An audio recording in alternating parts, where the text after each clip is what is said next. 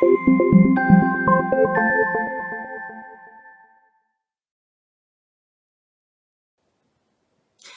Jewish Mom. So I want to tell you this week about a book that I've been reading. It's called First Kill All the Marriage Counselors. Sorry for the terrible title, by Laura Doyle. She was the author also of The Surrendered Wife. And I've been hearing about these books for years and never had a chance to look at them. I was probably can relate a little bit turned off by the title and by the title of The Surrendered Wife and also by this title as well. But my neighbor, Milka, she recommended this book and she's a big fan, and one day in the playground she was telling me all about it and she convinced me that I should really borrow the book, and I did, and I'm about halfway through. So that's my disclaimer. I'm only halfway through the book, so I can't tell you about the whole thing, but I want to tell you about some really amazing things that I've learned so far. And in this blog, as a rule, I do not talk about my marriage, about my husband, but I will tell you that I do not recommend anything on this blog that I haven't actually personally tried out myself and found successful. So with that said, so Laura Doyle, what she teaches is she teaches basically, she was a woman who had a really terrible marriage. She was very controlling and disrespectful to her husband, and so she discovered basically what she decided to do. She went to a bunch of different marriage counselors, and which was just making her marriage worse and worse and worse.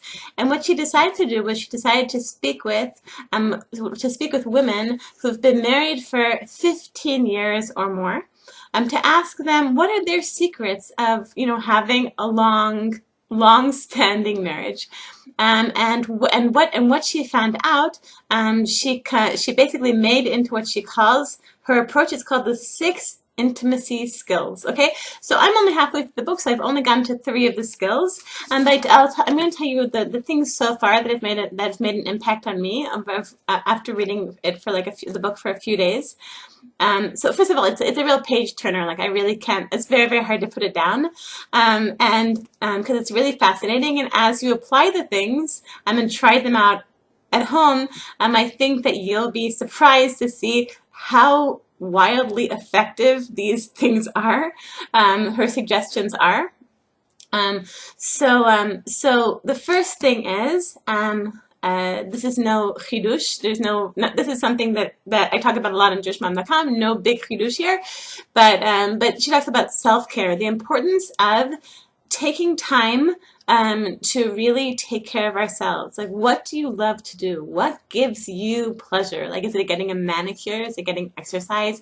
Is it going swimming? Is it, I don't know, spending time talking with your friend on the phone? Figure out how to really take care of self-care and nurture yourself and do those things. Okay. The second thing is, and I think that this won't come as any surprise to us Jewish religious mothers. And by the way, just like as I'm reading it, just a lot of it sounds like, a lot of the book feels very Jewish. It feels like, it's funny because Laura Doyle is not Jewish, I'm assuming, and a lot of the book feels very familiar from things that I've heard in different classes, Shalom Bayit classes, but basically she's built it into like a real whole approach, which is very effective, I think, and I've heard. So she talks about the importance of respecting our husbands, and it's really scary through the book. And through like what I hear through the media, just like how in like general society, how little respect there is for husbands, and how like there's this attitude like I have 4 children, 3 kids, and my husband. I think we've all heard that. But I think in general, like a lot of women, they tend to feel like, okay, I have a husband, but I'm smarter than him, I'm better than him at this, I'm more successful than him at this, I make more money than him, whatever, I'm better with the kids than him. And we think of like all the ways in which we are superior to our husbands, right? So she talks about like the importance of really redeveloping within ourselves respect for our husbands. How this is really the key. Sorry for that ringing phone. This is really the key to having to having a happy marriage and having a husband who really loves you and doesn't feel threatened by you and is taking care of you and taking care, really looking out to take care of your needs, is by really giving your husband a lot of respect. So for example, she shares a story about a couple that went to marriage counseling, and the marriage counselor asked them both to ask like what they want, like what they most want in a marriage. Okay, and so the wife is writing, and the husband's just sitting there. And so the wife's thinking, oh my God, my husband's such a loser. He has no interest in this marriage, and he's not even participating in this exercise. This is just now the marriage counselor is really going to see who's to blame in this situation, okay? So the wife wrote down like all the different things, like I want him to love me and take care of me and spend time with me and desire me and buy me things and all the things that we wives want, okay? And then the husband, then the marriage counselor asked the husband what he wanted, and it was just one thing: respect, right? It's so important, to our husbands, and to work on ourselves, to work on that feeling of respect within our marriages. So one of the ways of doing this, one of the ways of expressing our respect is, she says, it's something that Laura Doyle calls stay on your own paper. So what does it mean, stay on our own paper? So when you were in school, like let's say, and there was like a test or a homework assignment or like an assignment, so like it's really tempting to be looking over at the classmates, at your classmates' page to see what they wrote and whether what you wrote was correct. But no, the teacher says, stay on your own page. So it's the same in marriage. It's very tempting with our husbands if your husband has things in his life which are his page, right? Your husband's, like, for example, his clothing, his job, possibly his garden, the way that he does, house repairs, let's say, or there are probably things in your marriage that your husband takes care of for both of you. For example, possibly your husband takes care of taxes, or he takes care of the insurance payments, or the property, or paying various bills. Your husband takes care, or like let's say you're driving somewhere together. That would be also like his page because he's taking care of that for the both of you. Okay, so we women, we have a tendency we're trying to be helpful, right? We see it as helpful, right? So our husband's driving somewhere, and we're saying, honey, I think it'd be quicker to go the other way by that, take that second right, or honey, you're driving a little bit too quick. I'm worried, there's a policeman over there, and honey, or like with the bills that need to be paid. Okay, honey, it's almost, the property tax is almost overdue. It's due, it's due in a month, and we're gonna have to pay the late fee. And what Laura Doyle says is stay on your own paper. Just stay there. Don't tell your husband what you think of his clothing. Don't tell him he needs to buy a new kippah because that kippah is like all worn out and falling apart and like unraveling. Don't tell him that. You don't have to nag him about paying this bill and that bill. Just let him stay on your paper, your things. What are you in charge of? What are you taking care of? What is your things, without bothering, without being helpful to your husband, because to what feels to you, what feels to women helpful, is in fact, it feels to a husband, it feels controlling, right? So there's a phrase that Laura Doyle uses, which she highly recommends using this phrase. The phrase is, whatever you think. Your husband will say, I'm working on this project at work, and I can do it this way or that way. Whatever you think.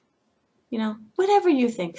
I have this shirt, and I have this shirt or this shirt with these pants. I am just like saying, and sometimes we think the husband's asking us for his opinion, and oftentimes he's just thinking out loud.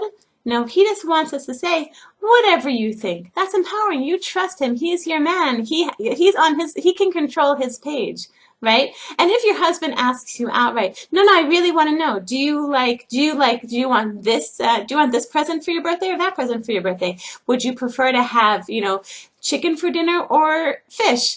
What? No, I really want to know, what do you want? Okay. So then tell him. Then you can say, I want, and which leads. But in general, when it's his page and he's not asking you specifically, no, no, really. If he's just kind of thinking out loud and or not asking you for your opinion at all, just keep your opinion to yourself. And if you have to say anything, just say, I hear, or say, I hear you, or whatever you think. Okay, when it's things that have to do with his page. Which leads me to like the last thing I want to talk about. It's the last thing that I've gotten to in the book. It's about desires, about expressing our desires. Laura Doyle says that after speaking with thousands and thousands of husbands, she's seen that all husbands, all healthy husbands, who are not abusive or addictive or, having affairs or whatever. Healthy husbands, what they want more than anything else is they want to make their wives happy. Okay, but then you're probably asking, well, my husband's not like that. Like, my husband doesn't do nearly anything to make me happy. Okay, so why isn't your husband, I'm sorry, what can you do? What can you do to make it so your husband will be able to make you happy? So what you need to do is figure out, what are your desires? What do you really, really, really want? Okay, so you can just take a page. First of all, it's going to take like a few minutes. Sit down and figure out what you actually really want. Okay, so I made a little list, for example, and on my list was something I think is it's quite impossible at the moment, which is travel to India. That's like a lifelong dream that I've had. I don't think it's happening right now at this stage in my life, but okay, travel to India. But I wrote down my desires, and I wrote go on an overnight trip with my husband, which is something I haven't done in a long time, and you can write down other things. You can write down like have a cleaning lady before Shabbat, or get more help in the house, or various things, or have more, have an hour a week to spend reading. Like, what are your desires? Like, what do you really want? And so what you do. So basically, Laura Doyle says something that she tries to do every day is get in touch with what her desires of the moment are. Her desire was, for a long time, was to live in a house by the beach, but it was way, way, way too expensive. It was impossible. It was going to happen. Eventually, she did move to a house on the beach, but it was just like, but she talks about the power of this, of staying in touch with what you really, really want, and expressing this to your husband by using this formula. I would so love to go on an overnight trip with you, Joshua Weisberg. I would so love to have cleaning help before Shabbos. I would so love to have an hour a week to read, just like on my own with no kids bothering me. I would so love that. Now, what you can't do, what you're not allowed to do, is you're not allowed to say, I would so love if you got a higher paying job. That's a demand and not a desire. I would so love, dear husband, if you would help more in the house. I would so love, dear husband, if you would take out the trash every morning, not forget it like you always do. Okay, that's demanding and not expressing a desire. What's very, very powerful is to get in touch with what you actually want. And this is very, very complicated because we women, we usually don't really know what we want. We have a vague sense that that we wish that things were different. And we try to express this to our husbands in kind of manipulative ways, in kind of subtle or not so subtle manipulative ways, hoping that our husbands will pick up on the clues, right? So let's say like a woman, every week before Shabbat, she really wants us a cleaning lady before Shabbos. So every week she comes into Shabbos, and then she says to her husband, I'm so stressed out every Friday. I'm getting a migraine every Friday, and I just can't even come to Friday night dinner. I'm falling apart, and the house is a mess, and then she's screaming at everyone on Friday, and screaming at her husband, and nobody helps me, and everything's on me, and I'm so stressed out, and the house is still a mess. Okay, so she, like in her own subtle way, is trying to say to her husband, dear husband, I would like to have cleaning help before Shabbos. But instead of actually saying, I would so love to have a cleaning lady before Shabbos. She kind of expresses it by becoming a martyr. And I think that probably a lot of us, I can personally see this model, that the ways in which I do this model, but the thing is, but husbands aren't good at understanding like all of our like, I'm a martyr, can't you help me? Why can't you figure out what I really want? They can't really do that. They don't really speak that language so much. What we need to do is we need to do the hard work of figuring out what we actually want, and that's very hard to do. Like, what do you actually want? Like, what do you most desire? What do you actually want? And then say to your husband, I would so love I would so love to have cleaning help before Shabbos. And then leave it to your husband. Your husband might, because what your husband wants more than anything is to make you happy. And so when you give your husband a clear desire, you present a clear desire, and not a demand, not a, I so would love it if you would help me before. No, don't go there. What you really want is you want help before Shabbos, okay? So leave it up to your husband how that will happen, right? So maybe he'll find help. Maybe he'll give you money for a cleaning lady. Maybe he'll help you out himself. Maybe he'll gather together the kids and say, we got to help out Ima more before Shabbos. Who knows? But like, leave it to him. Like he's so what he dreams of, what he wants, what a man needs. He needs to feel that he is making his wife happy, right? So in conclusion, I'm only halfway through this book, First Kill All the Marriage Counselors by Laura Doyle. Only halfway through, but I'm really, really loving it. And what I've read and what I've tried out in my own home so far, I've been really, really blown away by. And the first thing is self-care, spending time on. That's the first of the six intimacy skills. Is taking care of yourself, not to be a martyr and not to be overwhelmed, and not to be exhausted. Is to take care of yourself. Take a nap. Figure out what you love to do, and do those things. Take time to exercise, and take time to read, and take time to somehow carve out of your already very, very busy schedule.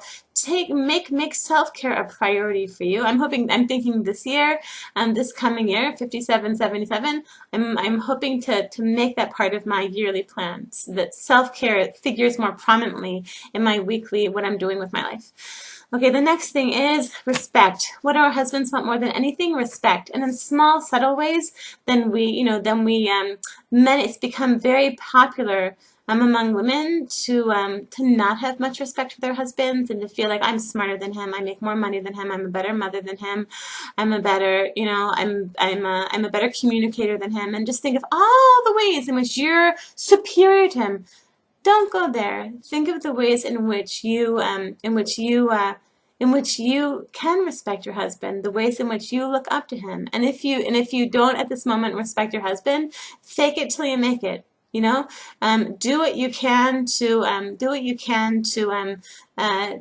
act respectful. And I think that you'll see that when you do that, I think Laura Doyle promises your husband will live up to the ways in which you look up to him. Okay, moving on. Stay on your own paper. If your husband has certain aspects of there's certain aspects that are your husband's responsibility. His life, his work, his things that his clothing, the things that he's responsible for in your marriage. For example, it might be paying bills, paying taxes, driving you somewhere. Let him do his thing. Let him do his. He has his paper. You have your paper. And even if you want to offer advice, remember, don't do that. That feels controlling to your husband. It feels threatening. Instead, say these words: whatever you think. Whatever you think, you trust him. He's your man. And Laura Doyle promises that if you do this, that your husband will live up to it. If you treat your husband with respect, he will eventually earn your respect. Okay?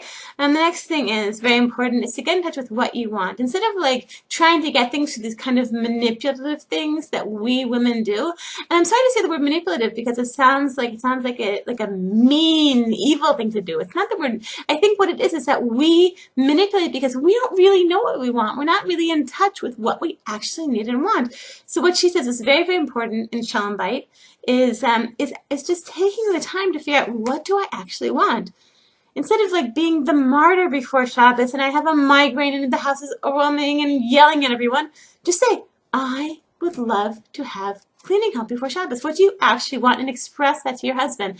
And your husband will bend over backwards do that, because your husband's greatest desire is to make you happy. Okay? So if you haven't seen that up until now, try these things out. I've given you a few of the tools that Laura Doyle presents, and I think you're going to see some interesting things happening in your house with your husband. Okay, I'm going to bless all of you Jewish moms with an amazing, amazing week. Kol Tov.